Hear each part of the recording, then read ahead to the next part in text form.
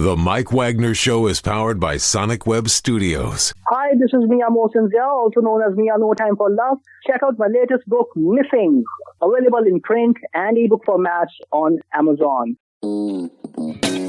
It's now time for the Mike Wagner Show, powered by Sonic Web Studios and sponsored by international award-winning author Mia Mosinzia of Missing. The Mike Wagner Show can be heard on over 40 podcast platforms, as well as hamiltonradio.net, Diamonds FM, and the mikewagnershow.com. We can be heard in over 100 countries, featuring over 1,000 well-known and amazing guests throughout the globe. And named one of the top 100 global podcasts in the New York Weekly Times, Hollywood Entertainment News, Los Angeles Weekly Times, Apple, and Chartable. So sit back and relax and enjoy another great episode of the award-winning Mike Wagner Show.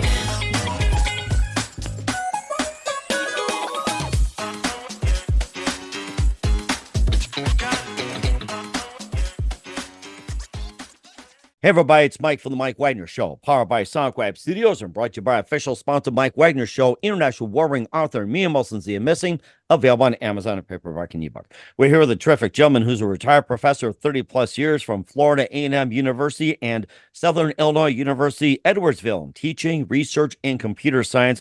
He has a bachelor's and a master's in computer science from Missouri University of the Science and Technology, and also a PhD from Florida State University. And lately, he's refocused his research on the big question about life for the past 10 years, going from computers to the big question about life. And he also has a new book out, which challenges century-old beliefs and basically inviting readers to basically embark on a transformational journey, and also unveils a profound truth, which death is not the end of the consciousness, or synonymous with non-existence. Human consciousness is paused after death. We'll get to some of the highlights. He also has a book called A Natural Afterlife Discovered, the newfound psychological reality that awaits us at death. And live, ladies and gentlemen, the Plus Studios somewhere in the United States. And he's a retired professor of 30-plus years from Florida A&M University and Southern Illinois University, Edwardsville. And he's author of the brand new book, Unlocking the Secrets of Existence Beyond Death, a paradigm-shifting revelation. And live, ladies and gentlemen, in Plus Studios, the multi-talented, we welcome Bryon Ehlmann. Bryon, good morning, good afternoon, good evening. Thanks for joining us today. Good evening for me, and thanks for having me. Well, it's great to have you on board as well, too, Bryon. So you're a retired professor of 30-plus years from Florida A&M University and Southern Illinois University, Edwardsville, in teaching, research, and computer science. You also have a bachelor's and a master's in computer science from Missouri University of Science and Technology, also a PhD from Florida State University. And for the past 10 years, you refocused your research on the big question about life. And you also, your new book, Unlocking the Secrets of Existence Beyond Death, a paradigm-shifting revelation. And it's basically challenging the century-old belief about death, embarking on a transformational journey, and more, and has a lot of questions that just needs to be answered. Before getting all that, Bryon, tell us how you first got started. How I first got started with the subject of the book, or computer science? Go way back to the days of the computer. Oh, okay, way back. Okay, way back, Sherman. Way back. Think about going to the machines, just like the old cartoons. Way back, machines. I'll be brief on this. Okay, back in 1966, I went to the University of Missouri at Rolla, an engineering school, and I thought I wanted to be an engineer or maybe a mathematician. But first semester, I took a course in Fortran programming. I remember that. What I fell in love with programming, developing software, and so I proceeded in computer science. There was a little bit of regret there in my later years, which is why I retired early. And now that takes me into retirement all the way, okay? Back in, let's see, it was about 2011, I started thinking about, getting a little tired of all the technical stuff, trying to keep up with this fast-moving field. Sometimes I thought maybe I should have majored in physics or math, things that are a little bit more stable, so I wouldn't have to relearn everything every time a new system, a new programming language, or something like that came out, which is what I was doing. And I'm a little bit more, I'm a more theoretical type person. And so I found myself just relearning idiosyncrasies of systems. And I thought, no, I'm going to retire early. So I retired when I was 63, back at the beginning of 2012. And I decided, no, I'm going to have some fun now. I'm going to study history, philosophy, religion. I'm going to get into the big questions about life and stuff like that. And that's something I would enjoy. Mm-hmm. So that's what took me into the field of psychology and cognitive science and things like that. Mm-hmm. And what was it one moment for you that simply made you question about the big question about life? Oh, that's been throughout. And as I was a computer science professor and stuff like that, I always was interested in that, interested in reading articles on religion and philosophy. And I took when I was at Chapman College, I taught at Chapman College out in Orange County, California for 5 years. And I took a course in philosophy of religion. And that got me really thinking about things and stuff like that. So I always liked it. I like to look at the big questions, to ponder the universe sometimes, and why are we here? Questions like that. So, right, yeah. And also I was just more thinking about it. It's like, who are some of your influences, when it comes to big life, the big picture questions? Makes me think of Carl Sagan or somewhere along those lines. Yeah. That's true. And so that's what I started to do when I retired. I started reading more philosophy and religion and stuff like that. And now I could tell you what started me on this issue of death and things like that. You ready for that? I am absolutely ready. And of course, one question I have is, before we, get started is, thinking about, with computers and everything, how does computers, actually tie in to the whole thing, like, a big question of life and everything? Because back in the day where, computers were used for business applications, like with Fortran, COBOL, BASIC, and everything like that. Now the computers, pretty much just, get into AI, social media, and interaction, just like we're on internet right now. And also with, the new Zoom technology. You also got phones and smart watches and everything like that. Well, it ties in, especially what I've been working on. It ties in the sense that you can ask the questions, do computers have consciousness? And how is that consciousness different from human consciousness? So, and that gets you into AI and stuff like that. But I can get into that a little bit later when I give an analogy that has to do with computers and comparing them to humans in terms of consciousness. I'll do that later. Okay. All right. That's Remind me though, so I don't forget. Right. Yeah. And then perfectly fine. We'll get to your first point in just a minute. We'll also talk about the book, Unlocking the Secrets of Existence Beyond Tech with Bryon Ehlmann. But first, listen to the Mike Wagner Show at themikewagnershow.com. And I'm sorry. Go ahead. I should just point out what you just read is not the title of the book. It does apply to the book, but it's not the title. The title of the book is A Natural Afterlife Discovered, the Newfound Psychological Reality That Awaits Us at Death. Got it. Okay. All right. Okay. Now we got that clear. So we'll talk about that book as well, too. But first, listen to the Mike Wagner Show at themikewagnershow.com, powered by Sonic Web Studios.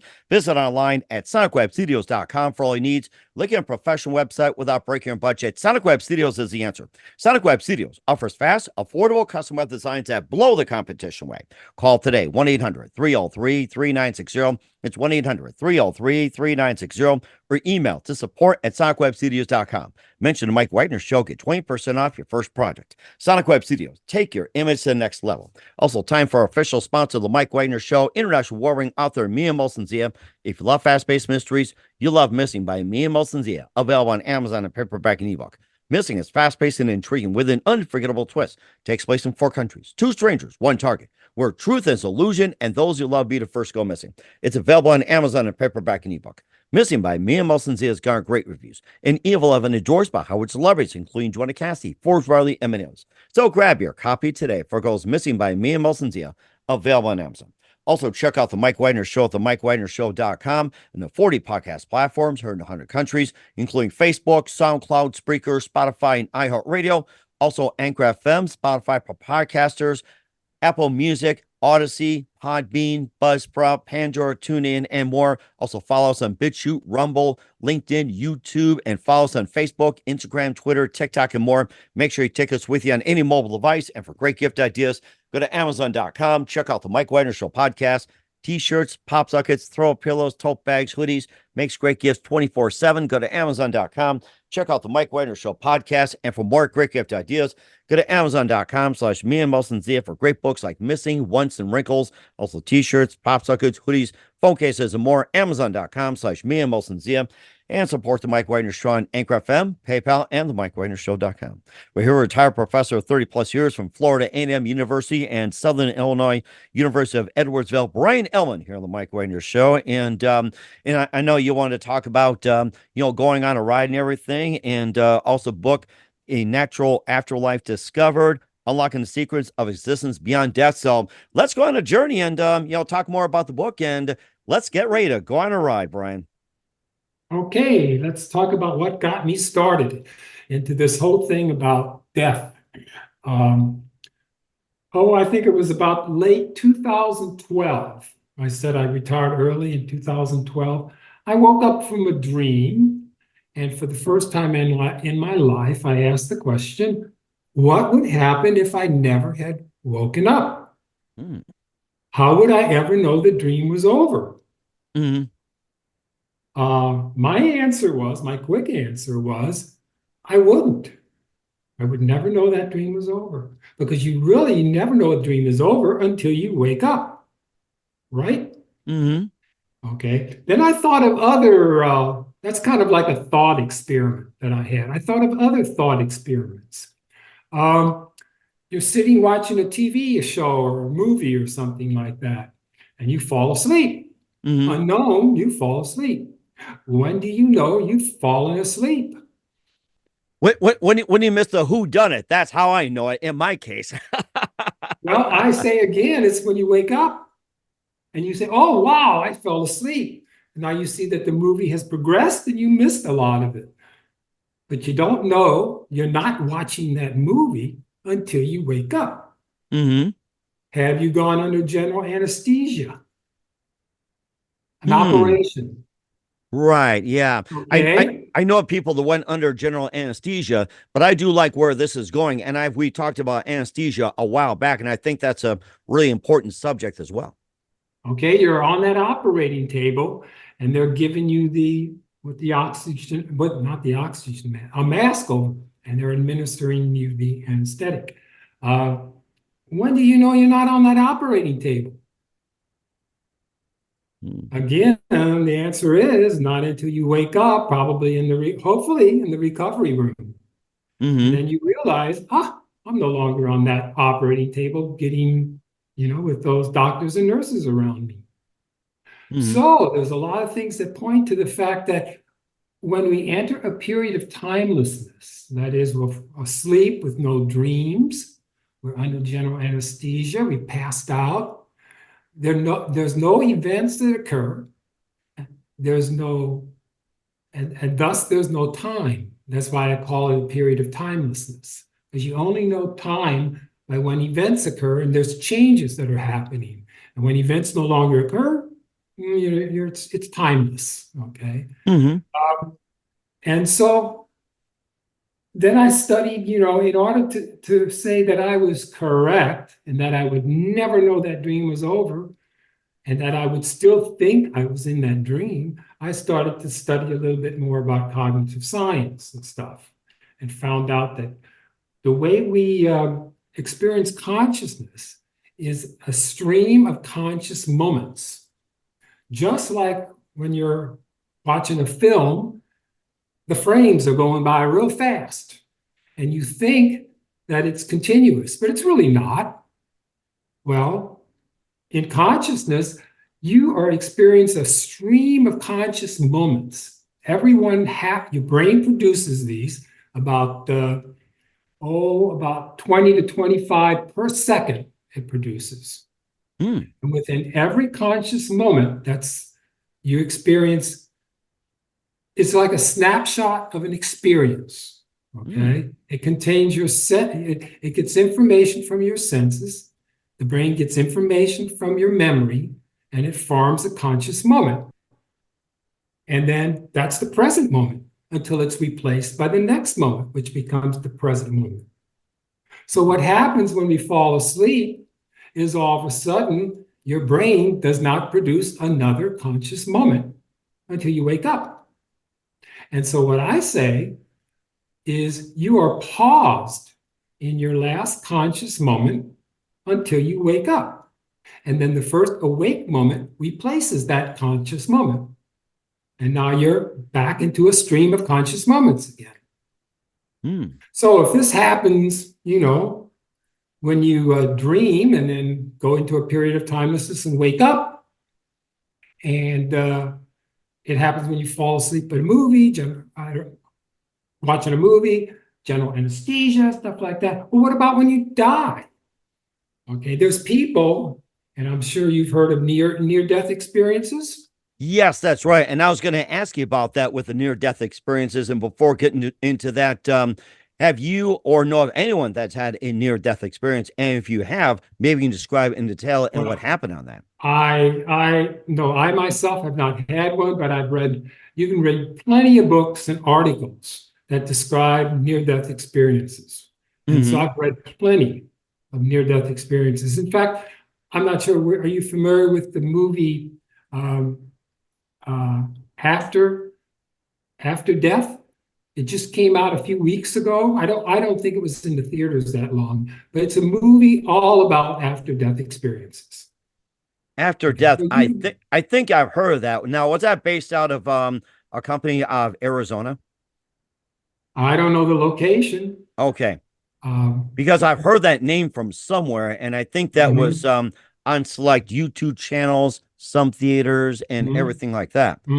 That's what I was just trying to think. Okay.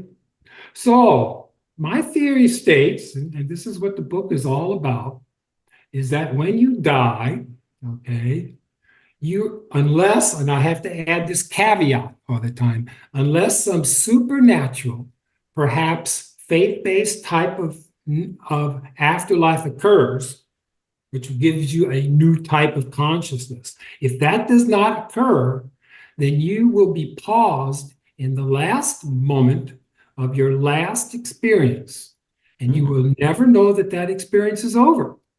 So if you're having a near-death experience, and let's say you think you're in heaven, which a lot of survivors wake up and report that, they think they're in heaven, they experience peace, happiness, some think they're in the presence of God, and then they wake up. Some of them are sorry that they woke up. They enjoyed that experience so much. But if they didn't wake up, they would never know that experience is over. So forever, they will still believe they're in heaven. Because there is no conscious moment to replace the previous one to tell them that they're not in that so-called heaven they thought they were in. So what happens is you enter a period of timelessness where by the way, a conscious moment never changes. It's static, okay? It's just replaced by another one. So since it's static and you never know it's over, your experience has essentially become timeless. But you don't know it's become timeless because in every conscious moment that we experience, we always have the anticipation that there's another conscious moment or more to come that's consistent with that moment. So when I'm talking to you right now, I'm pretty sure in the next millisecond, I'm still going to be talking to you. As these conscious moments are running by 20 to 25 per second as I'm talking to you, in every one of those conscious moments, I think that the next one's going to be pretty consistent with the last one. So therefore, you will think that heaven that you're in is going to go on forever, and you will be experiencing similar moments. This led me to one question, and I'm really, really thinking about this when it comes, you were talking about how people think they're in heaven, but then it seems like they come back. Now, do you think, is that part of the brain chemistry that's simply saying that you're not in heaven, or is it like, a supernatural or being that has you come back to earth?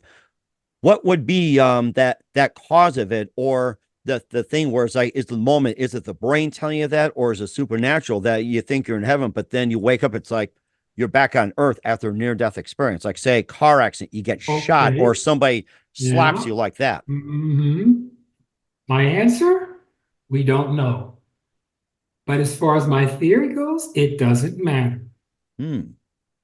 So my theory is somewhat of a compromised position between those who argue, oh, this near-death experience is all it is brain chemistry and physiology. That's all it is, And there's others that think, oh no, this thing is coming through some but some supernatural type agency or something like that is producing this. And you're actually in heaven. And when you actually have visited heaven and you are actually dead, some people think this, and then what's happened is you've come back to life. Well, my position is no, in a near-death experience, you have not died. You may have experienced clinical death, but you have not yet experienced brain death. Brain death is when there's no more activity in your brain, and your brain is incapable of ever producing another conscious moment. Okay. You see, for my theory, it doesn't matter. It doesn't matter what causes the near-death experience.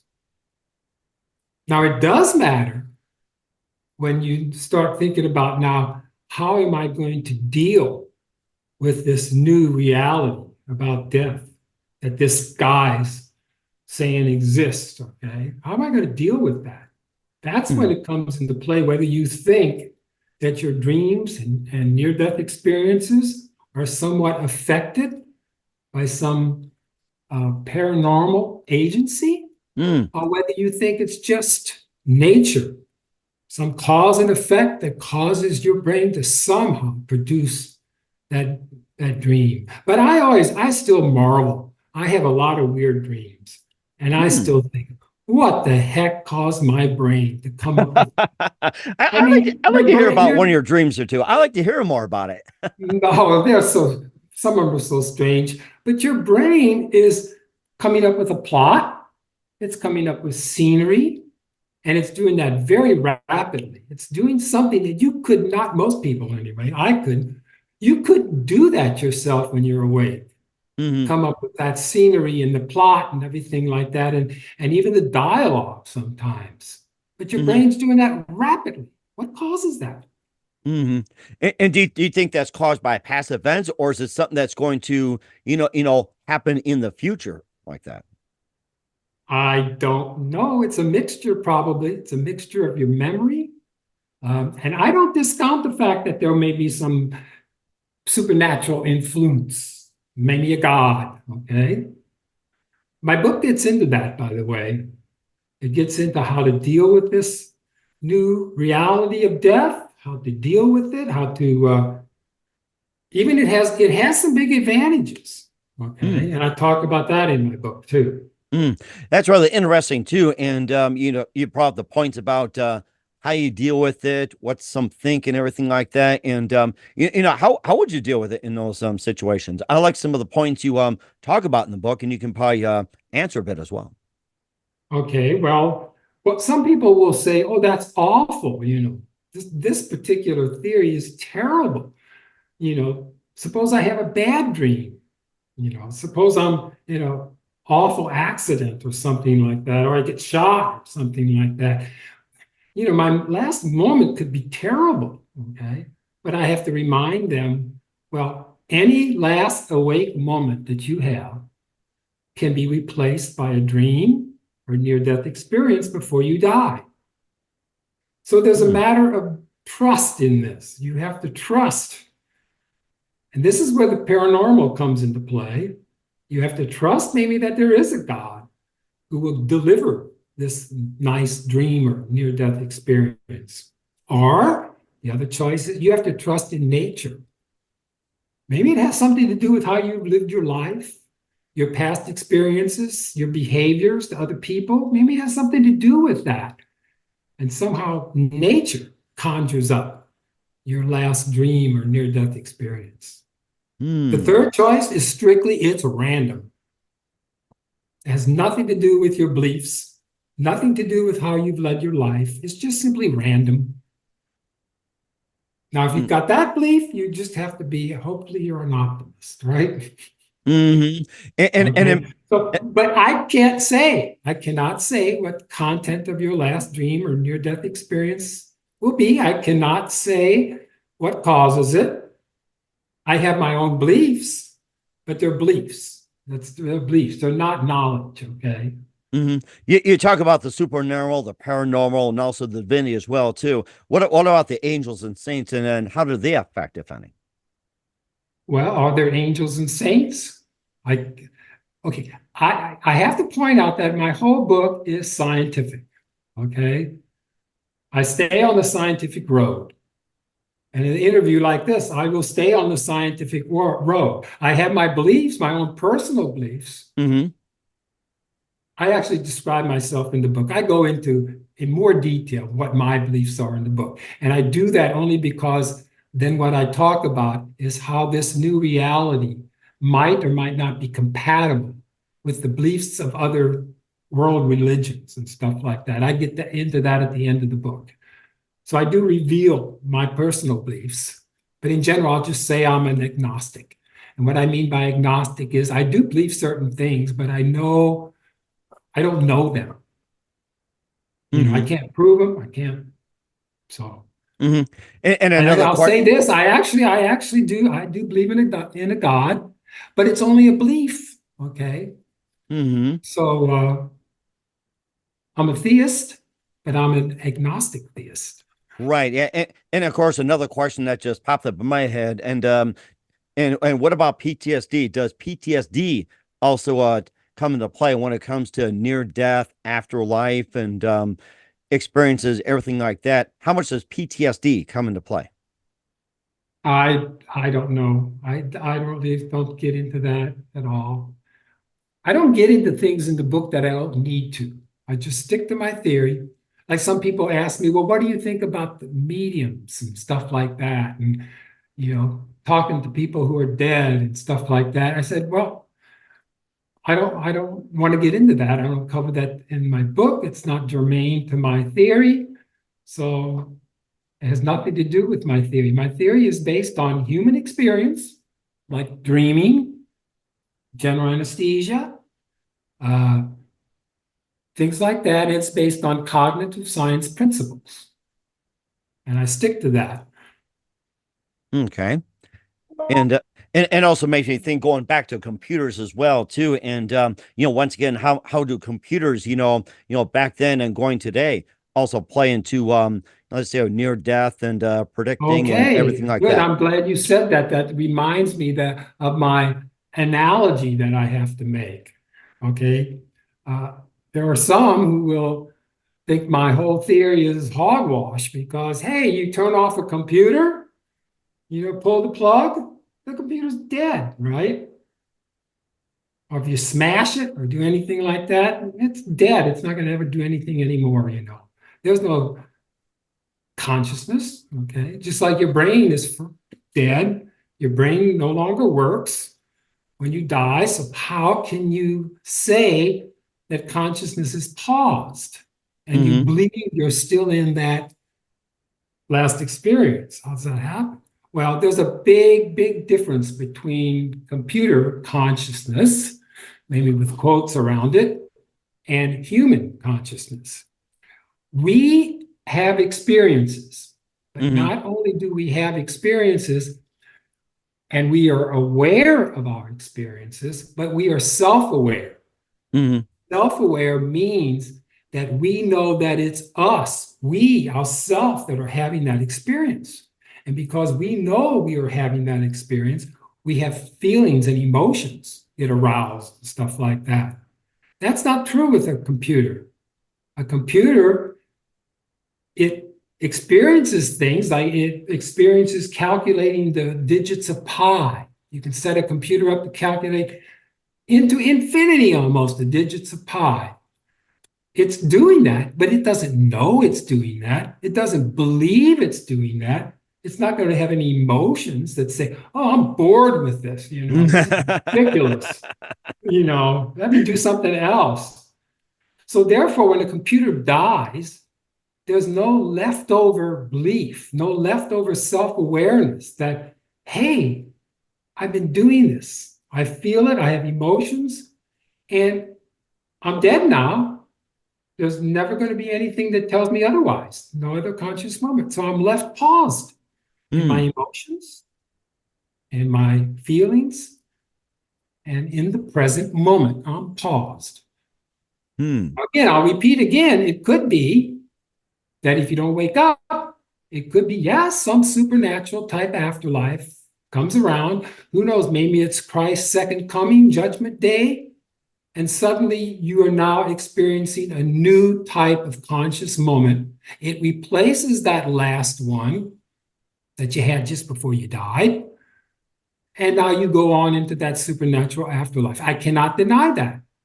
You can't say yes or no scientifically on that one.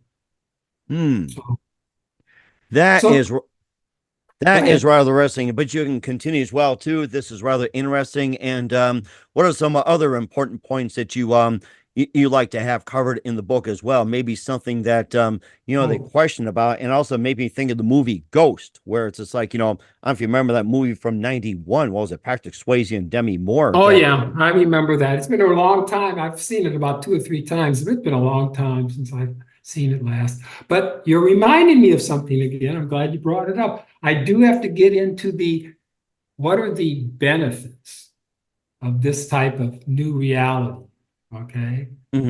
Okay, I will maintain, and it's backed up by evidence that I believe will support the fact that with this new type of reality, as more and more people get to know about it and realize that when they die, there's no such thing as non-existence. It's impossible, because in that last moment contains yourself.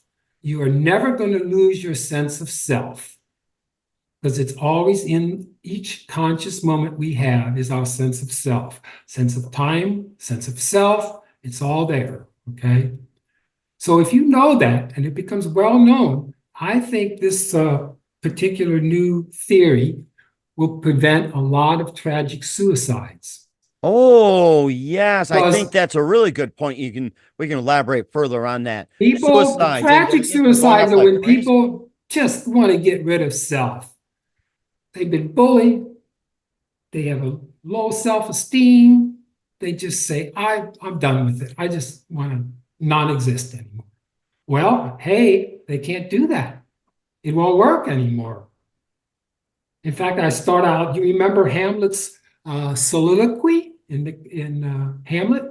I remember that, yes. Back in the high school days. I remember, yes. Even Southern Illinois, we learned that. He's contemplating suicide. And he says, but what dreams may come? Well, that's pretty much, the dreams will come, in my case, relative to my theory, they come, but they come before death. And they just linger on. If you die, you would never know the dream is over. So good old Hamlet or Shakespeare was kind of correct. Okay. So you better think about it before you kill yourself. What dreams will come? What will be your last moment? And of course, most mass shooters are suicidal. So they've got to think about it. What do they want their last moment to be if they decide to go in and shoot up a classroom, let's say? Or go shoot up a movie theater, shoot up at a concert, shoot up at a parade, shoot up at a presidential rally, or I'm sure that won't be a very good last moment when they maybe take that bullet, from multiple bullets from the police and stuff like that. Or they may have, who knows what may cause their dreams or their near-death experience if they do something like that. So it brings mystery back to death, okay? Because a lot of people think today that when they die, it's simply just like before they were born. No accountability for how they've lived or anything. It's just non-existence. Now they have to rethink that. This is starting to get me thinking on one thing as well. So, people choose to go to the grave. In your theory, is that possible or no? Say that again? Just going to the grave, say, I just want to go to the grave, fade the black and everything like that. Would that be possible in that case or no? Oh, well, sure. That's why I say, when I say that it's going to prevent suicides, I make sure I say it's going to prevent tragic suicides. To me, the old story of an Indian, he's old, he's dying, he's ready to go. So he just goes out in the desert by himself and dies. There's something to that story that attracts me, actually. If I get to a state, where I can no longer function, life is not worthwhile, I will die. I could somehow, I don't know how I would do it, I think about it sometimes, commit some kind of suicide, just maybe stop eating, okay? But I will die peacefully. And that's the one thing you can do, even though there's some paranormal agency out there, a God or something like that, that might affect, your last experience. At least what you can do during life is love yourself, be happy with yourself, and be peaceful when you die. And if all it is you're laying on your deathbed, you're in peace, you've lived a good life, you believe, and you're ready to go, that's okay. If I end my life like that, in peace, maybe with my loved ones around me and ready to go, I don't care if that's my last moment. That'll be fine. Okay. That you can control. And I think that's a good point as well, too. And what else can the readers get from the book? What else can they get from the book? Well, you do. I didn't point this out. Oh, no. Let me look here. Just to make sure I've covered everything here. Of course, what this does say, not only the 2 points, 2 big revelations, I guess I'd say my book makes, is that non-existence is not possible after death, because you will die in your last moment. And yourself or your soul will be preserved. Again, if no supernatural type afterlife arouses, okay? Like a heaven or hell with a capital H, okay? That doesn't exist, okay? The other thing is, this does give us a scientifically supported heaven that can be of maximum happiness. And why do I say that? That it can be of utmost happiness, the best heaven. And that is because it becomes timeless. You have activities going on in your near-death experience. And these activities cause you to begin to experience peace, contentment, happiness. And then boom, that's it. Now, nothing happens after that. There's no more events that's going to happen, and you can't make any more decisions. If you can make more decisions, guess what? You can make bad decisions. What's that going to do to a heaven? And if you're already at maximum happiness, more events occur. What are these events going to do? I mean, they can't make you any happier. They can make you less happy. So I maintain that according to logic, okay, a eternal heaven with that can only be happy and perfect is almost logically inconsistent. Because the first question I'll ask is, first of all, will you have free will? in such a heaven? Will you be able to make any decisions? And if the answer is yes, oh yeah, I hope I have free will. Well, then I'll ask the next question. But will all your decisions be perfect? Do they have to be perfect? Because if they're not, in fact, if some of them almost get to be evil, you've destroyed heaven. It's no longer heaven. And of course, the other question is what are you going to do for the next billion or trillion years? How will you not become bored? No challenges, no work to be done. What you going to do? So that's why I claim timeless. To have maximum happiness, you basically have to have, it has to be timeless, which means no more changes occur. No more events occur. Nothing changes. You've achieved happiness. That's it. Freeze it. You don't, but you don't know. You don't know it's frozen. That's another big thing I have to emphasize. You're imperceptibly paused at death in your last conscious moment, and you never know that. You always anticipate there's more such moments to come. That is rather interesting. I'm really getting a lot of information about that, Bryon. And can you show us the book and where can we purchase that? Do you have the book with you? Well, I have the book. Can you see it? Absolutely. Yeah. And bring it a little closer for our viewers here. A Natural Afterlife Discovered. And where can we purchase the book at? And how do we find it? You can purchase it at Amazon. It's a paperback or a Kindle ebook. You could purchase it at, my local bookstores have it. I put it up on Ingram Spark, which is a big distributor, and any bookstore can order it from Ingram Spark. I can't think of the bookstore. What's one of the big box bookstores that hasn't gone under? Barnes and Noble. Barnes and Noble, that's another one. Barnes and Noble website too. On their website, you can order it. Okay. And of course, there's Amazon and all the others and everything like that. And do you have a website? And so what is the website where they can find you at? That would be www.bryonehlmann, run together, BRYONEHLMANN.com. All right, we'll certainly check that. And you can find more information about the book. You can go to Amazon and look inside and read the prologue, in fact. Okay. All right, we'll certainly check that out. What's coming up for author Bryon Ehlmann of A Natural Afterlife Discovered? We'll find out just 1 minute. You listen to The Mike Wagner Show at themikewagnershow.com, powered by Sonic Web Studios, and brought to you by official sponsor of The Mike Wagner Show, international warring author Mia Molson-Zia.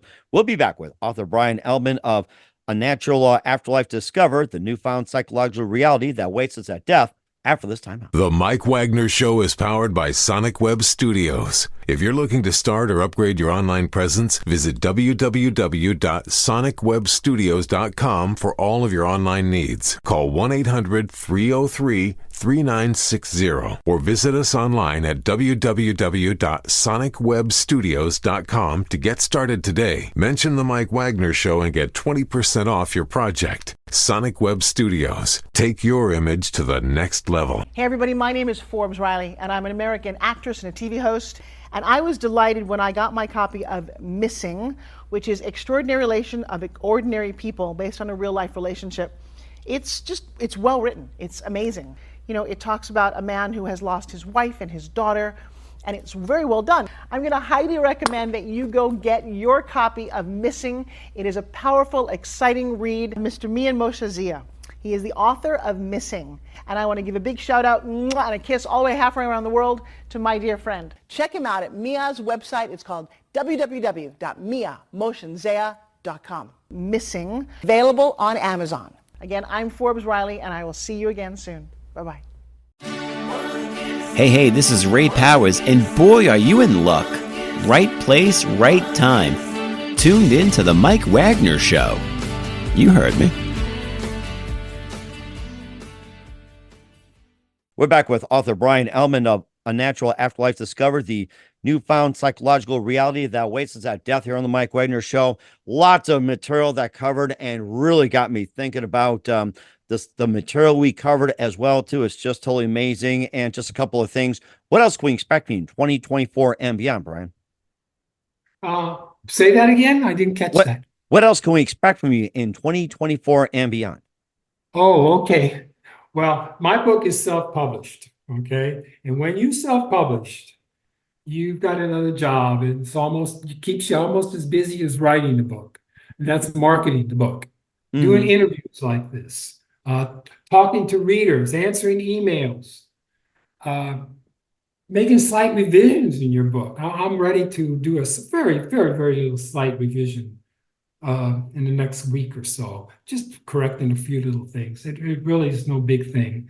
What else? I mean, I am more busy in my life right now doing everything. I cannot imagine how I ever was a professor and held down a 50-hour or 60-hour week job. I wouldn't know. I don't know why I had time for that. So I'm very busy, and I don't really intend to write another book. This is my second book. My first book was written back in 2009, very technical book on computer database development and stuff like that. And so this is my second one, and my wife would not let me write another book. No. This is one and done, okay? Well, that's good. In the words of Monty Python and Holy Grail, I'm not dead. Yeah. And before I wrote this book, I wrote 3 articles that were published in peer-reviewed psychology journals. So the theory is backed by, cognitive science. These were psychology journals, so that's one of the reasons I wrote the book, putting everything together, all those articles that I've been writing over the last 10, 11 years and stuff. And then adding on things in the book, I add in things that I could not put in academic type papers. Like the stuff discussing my religious and philosophy beliefs and stuff like that, and going into how to deal with this and how you can appreciate it. That's not science, and so I couldn't cover that in my journals, and that's another reason I wrote the book. Right, that's totally understood as well, too. And who do you consider biggest influence in your career? Oh, wow. Okay, I mentioned some people in the book, okay? I mentioned a really good friend who was passed away about a year or two ago. He studied to be a minister, but then did not. But he taught a Bible class back in California, back in the early 70s that I took. And it kind of got me away from my conservative belief and stuff religiously. And it kind of began to show me what the Bible is really like, that it's not inerrant, okay? It got me to be a very liberal Christian. That's what I would call myself, a liberal Christian. And then I told you about that course I took at Chapman College. That was mind-opening too. Got me more into philosophy and philosophy of religion. Allowed me to study other religious beliefs and answer some of the big questions. Is there a God? Why is there something instead of nothing? So those were influences. Dr. Runzo taught that course. Who else? I've read a lot of books by Bryon Ehlmann, okay? I think, let's see, he's at North Carolina, University of North Carolina. He's written a lot about the Bible, especially the New Testament. And I've read a lot of his books. Okay. And certainly a lot as well, too. And what's the best advice you can give to anybody at this point? Best advice? Yeah. Keep an open mind. In order to read my book and to get through it and appreciate it, you have to have an open mind.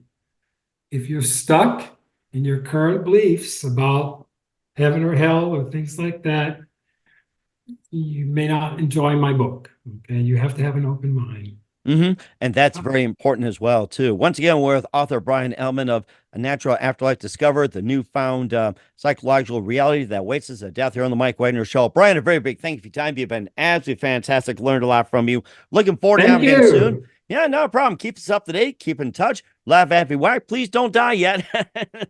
I'll have you back on. And once again, what's your website? How do people contact you? Where can people purchase or check out your book? Well, I've got an email on my website. So you're welcome after you read the book or thinking about buying it. You're welcome to write me and ask questions or clear up some things or even giving me negative feedback. Negative feedback is good. Okay. That's what helped me write my book. People giving me a few negative feedbacks. That's when you really can improve things. Okay. So I like negative feedback. It's good.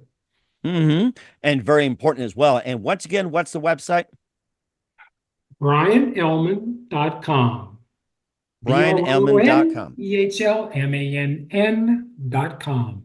And certainly check it out as well. Once again, Bryon, a very big thank you for your time. You've been absolutely amazing. I enjoyed it. I enjoyed talking to you. And you too. Just make sure you keep us up to date. Keep in touch. Laugh, have you back. Wish you all the best. And Bryon, you definitely have a great future ahead of you. Thanks. The Mike Wagner Show is powered by Sonic Web Studios. If you're looking to start or upgrade your online presence, visit www.sonicwebstudios.com for all of your online needs. Call 1-800-303-3960 or visit us online at www.sonicwebstudios.com to get started today. Mention the Mike Wagner Show and get 20% off your project. Sonic Web Studios. Take your image to the next level. Hey everybody, my name is Forbes Riley and I'm an American actress and a TV host. And I was delighted when I got my copy of Missing, which is Extraordinary Relation of Ordinary People based on a real life relationship. It's well written. It's amazing.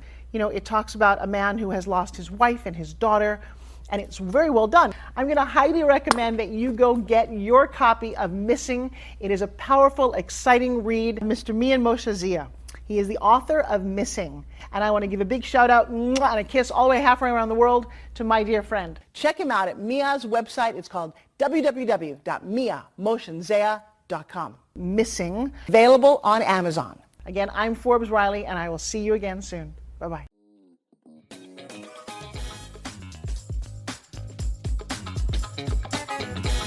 Thanks for listening to The Mike Wagner Show. Brought to you by international award-winning author Mia Mohsen-Zia of Missing. And powered by Sonic Web Studios. Be sure to join us again on over 40 podcast platforms. And of course on the mikewagnershow.com, hamiltonradio.net, and Diamonds FM. Don't forget to support our program with a generous donation at themikewagnershow.com. Thanks for listening.